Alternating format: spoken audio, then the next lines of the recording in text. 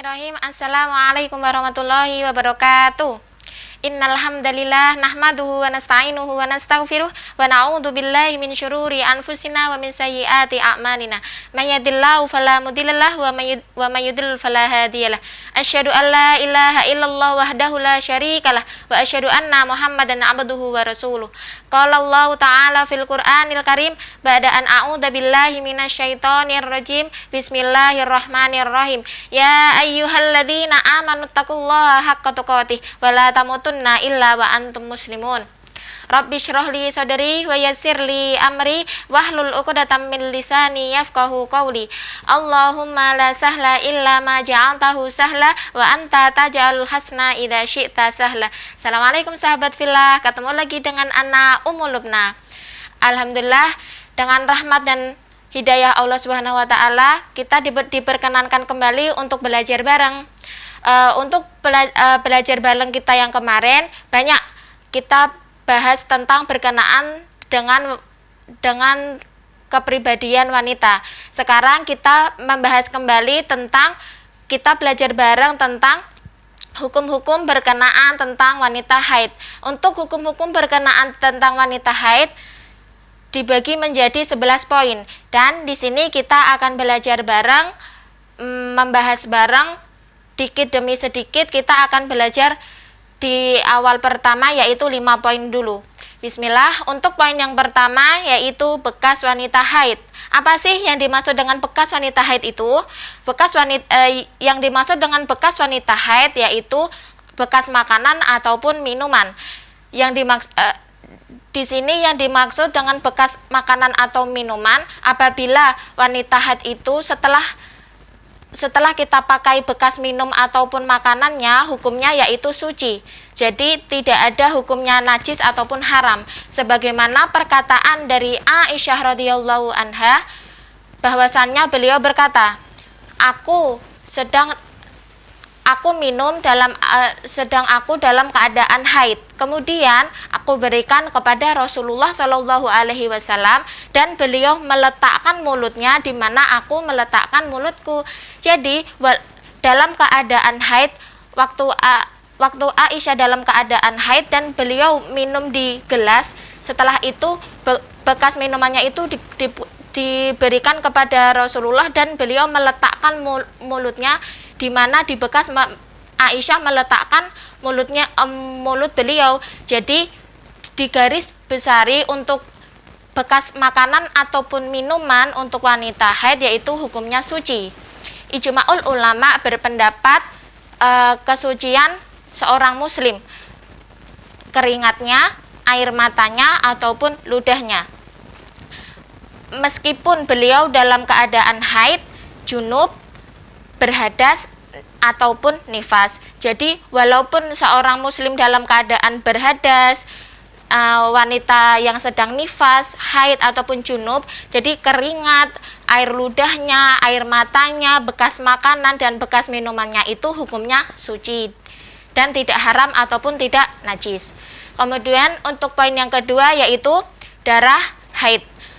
Untuk bekas darah haid wanita yang sedang haid yaitu hukumnya najis. Wajib bagi kita membersihkan pakaian tersebut atau sesuatu yang terkena dengan darah haid ini tadi, sebagaimana para ulama bersandar dengan hadis dari Asma binti Abu Bakar bahwasannya suatu ketika ada seorang wanita datang menghadap ke Rasulullah, kemudian beliau berkata, "Wahai Rasulullah, sesungguhnya di antara kami ada pakaiannya yang terkena darah haid, apa yang harus kami lakukan?" Kemudian Rasulullah menjawab, "Gosoklah dan percikanlah kain tersebut dengan air, kemudian gosoklah lagi dan baru boleh diperbolehkan dipakai untuk sholat." Jadi di sini darah haid apabila terkena di pakaian kita harus wajib kita bersihkan hingga bersih. Alangkah lebih baiknya lagi pakaian yang kita kenai itu tadi kita ganti dengan pakaian yang lebih bersih ataupun pakaian baru. Jadi membatasi antara darah haid yang terkena baju kita tadi, setelah kita mengganti yang baru kan nggak ada bekas darah haid itu tadi, kecuali darah bekas darah haid tadi terkena tempat yang kita duduki seperti kursi dan lain sebagainya. Wajib kita bersihkan hingga bersih. Kemudian baru boleh kita gunakan lagi untuk duduk ataupun orang lainnya. Jadi kita harus benar-benar menjaga kesucian ataupun tempat duduk yang telah terkena darah haid itu tadi. Kemudian poin yang ketiga yaitu berdiam diri di masjid ataupun melewatinya. Untuk wanita haid berdiam diri di masjid hukumnya haram ataupun melewatinya sekalipun, kecuali dalam keadaan mendesak. Jadi dalam keadaan mendesak dan tidak ada jalan selain melewati masjid, maka itu diperbolehkan. Tapi kalau dengan sengaja wanita haid sengaja berdiam diri di masjid ataupun mukim ataupun melewatinya, maka hukumnya haram dan tidak diperbolehkan. Karena para ulama pun bersepakat bahwasanya wanita haid melewati atau berdiam diri di masjid ini tadi tidak boleh dan haram. Kemudian poin yang keempat yaitu sholat. Hukum sholat bagi wanita yang sedang haid adalah haram. Kenapa haram? Karena wanita haid itu kan tergolong kotor, bisa dibilang kotor, karena darah kotornya itu keluar.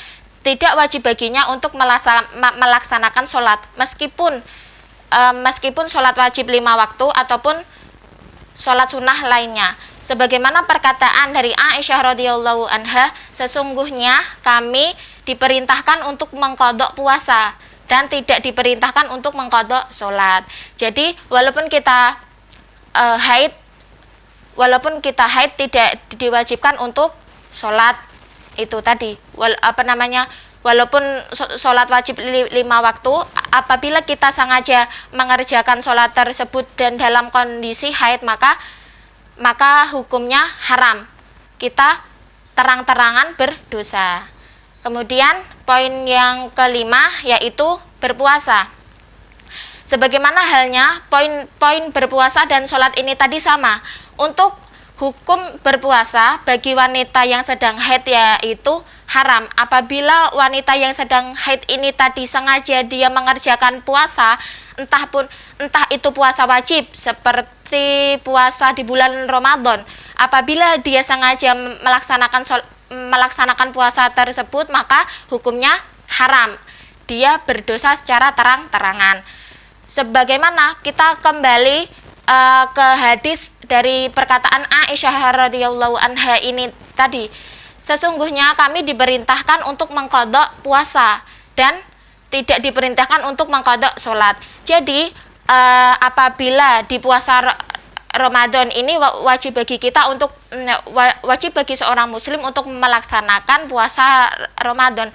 Apabila seorang wanita haid di puasa Ramadan, maka wajib bagi kita mengqadha puasa tersebut di lain hari dan tidak diperintahkan untuk mengqadha sholat.